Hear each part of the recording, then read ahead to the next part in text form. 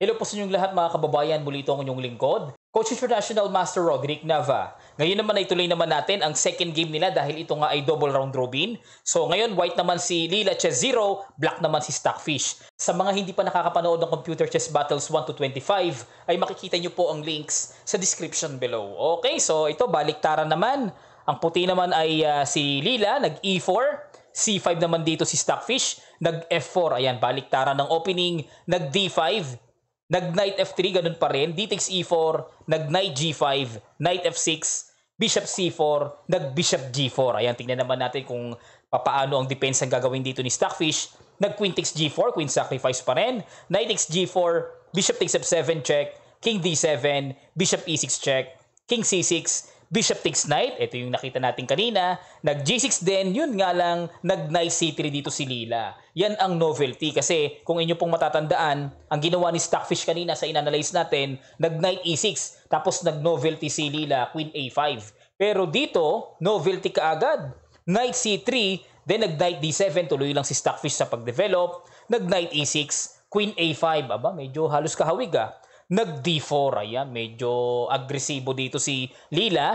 Nag knight F6 para walang D5 check. And then may tempo, may threat sa bishop. Nag bishop E2, C takes D4, knight takes D4 check, king D7. Nag bishop E3, develop. Nag king E8. Mukhang maganda ang diskarte dito ni Stockfish Nag bishop B5 check, nag king F7, nag bishop C4 check, nag E6 sinalag, talagang ibinigay na ang pawn. Nag bishop takes E6 check, nag king G7. Talagang pinamigay yung pawn sa E6 para makapagbigay ng kaluwagan sa black. At dito, nag bishop B3 umatras. Ano idea? Magda knight E6 check. Ayan, mambubulabog ng pwesto. Nag rook E8 inabangan kagad. Para paglundag ng knight, talagang tatagpasin yung mapanggulong knight. At dito, nag castle queenside para makaiwas na sa pin. Magamit na ang passive rook sa active square. At dito, nag bishop B4. Develop lang din. May pressure sa knight. Nag-king B1 lang. Ayan, nag-prophylactic. Pero dito, kung mapapansin nyo, parang okay lang ang black, parang walang masyadong malala. Bishop takes knight, nag-b takes C3, nag-knight G4. Ayan, tinirect muna ang bishop sa E3. And then yung pawn sa C3, weak naman yan. Medyo tatimingan lang ang pag-capture dyan. Then dito, nag-knight E6 check na. So, ano idea? Nag-rook takes E6, talagang tatagpasin yan. Then nag-bishop D4 check, rook F6. Ayan, so ito nung inanalyze ko, sabi ko kako, ba't ganun? Teka muna, kailangan ba talagang mag-sacrifice ng knight sa E6? Paano kung umatras lang? Halimbawa, kung atras lang na mag-bishop G1, may E3 lang daw. So, then followed with knight F2. Importante mapilay ang isang pyesa ng puti dyan. Apektado ngayon ng rook sa H1, passive, nakakulong. Ang ganda ng diskarte ni Stockfish. Kaya dito, medyo na-desperado, nag-knight E6 check, rook takes E6, bishop D4 check, yun nga lang, naipangharang yung tore, nag-H3, ayan. So dito, meron kasing kinarkula dito si Lila, pero meron namang hindi siya nakita. Ano kaya yung good move na ibinato dito ni Stockfish na talagang nakakabulaga, the best defense ang ginawa? Bigyan ko kayo ng kaunting segundo para ma-post, pakiguess nyo po, gawin yung puzzle, at sa ilang sandali lamang ay tutuloy na kagad natin. Start!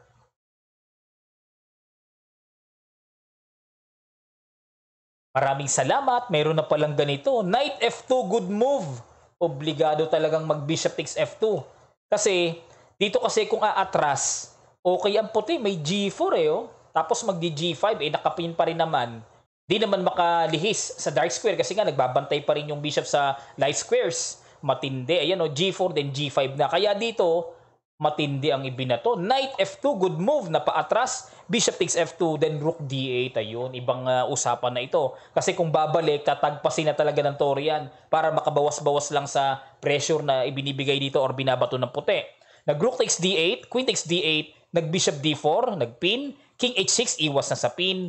Nag-rook E1, tinirect muna ang pawn sa E4, nag-rook takes F4. Bakit? Bakit pinakawalan ng tore? Kasi dito, kung tatagpas daw, so may threat pa pinagpalagay ko G3, meron palang queen takes C3. Ayun, may pressure na rin sa pawn sa G3 tapos magtutuloy-tuloy pa. Winning na black dito, decisive advantage.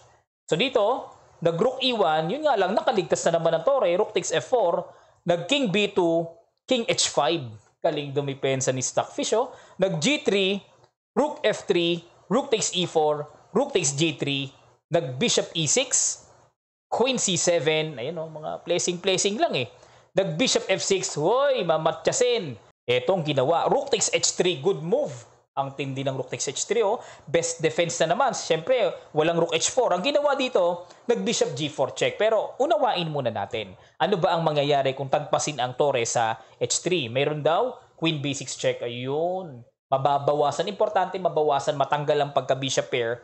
Pag king c1, then queen takes f6. Decisive advantage. Wala may dalawang pawns na magmamarcha mamaya So, end wines na ito sa black. Grabe, galing dumipensa ni Stockfish. Nag-bishop g4 check, king h6, saka kumapture, ganun pa rin ang ginawa. Queen b6 check, rook b4, hinarangan, queen takes f6, rook takes b7, nag-queen f3. Naku po, double. Ayan, may double. So, obligadong mag-bishop c8 para mailigtas pareho. Another good move na naman, queen c6. Inirate ang bishop, obligado na naman, force lahat Force ang rook b8, queen c7, good move na naman. Force na naman, rook a8, napunta sa sulok. Queen b6 check, king c1, queen c6, another good move. Force na naman, rook b8 lang, walang ibang tira. Queen takes c3. Ito malupit dyan. Pag queen takes c3, sugsuwang ngayon ng puti. Ano ang gagawin ng puti ngayon para makaiwas sa may queen e1 check, king b2, paki-imagine nyo po, then queen e5 magfo-fork. Pagsak ang tore sa b8. Paano makakaiwas? Hindi makaiwas kasi nga pag umalis ang rook, halimbawa rook b5, may hataw naman. May queen takes c8, BBT naman yung bishop. So ibig sabihin dito may pagkasugswang. Ang ginawa na lang dito, nag king b1 na lang, hindi pa rin nakaiwas. Queen e1 check, king b2, queen e5, laglag. So talo na ang puti. Pero dito, ano kaya ang mangyayari kung halimbawa mag-rook a8 para makaiwas sa mga ganong klaseng tema ng fork? May queen f3 lang daw. Hanip yan, threat pa rin, Kapag nag-rook takes a7, queen e3, huli! Kapag nag-rook b8, may queen f4 check, huli! Palaging huli, babagsak talaga. Grabe, ang tindi. Grabe ang computation dito ni Stockfish, Pag queen e5, ito po nangyari, bilisan ko na lang, nilaban pa wala na.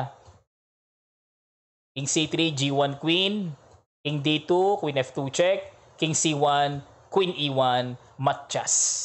Okay? Ang galing, no? Baliktaran sila ng opening pero successful naman dito ang depensa ni Stockfish. Mabigat talaga. Mukhang kailangan na talaga nating tawagin si Alpha Zero! Lumabas ka na! Tapatan mo na si Stockfish. Ang tagal na wala ni Alpha Zero. Mukhang matindi yung buwelo ng niya. Parang ina-imagine ko parang nasa laboratorio, ini-improve mabuti, Paglabas talagang super lakas, Abangan natin ang paglabas ni Alpha Zero. Wala, bugbog si Lila Chess Zero kay Stockfish Maraming salamat po muli sa inyong matigang panonood. Sana natuto kayo sa 2 games na inanalyze natin. At kung kayo ay natuto, please like the video. At sa mga hindi pa nakakapag-subscribe, subscribe na kayo at click nyo notification bell na all para lahat ng ating mga bagong videos ay ma-update kaagad kayo. Muli ito ang inyong lingkod, Coach International Master Roderick Nava. Enjoy nyo po ang bakasyon habang nanonood kayo ng chess. Maraming salamat po.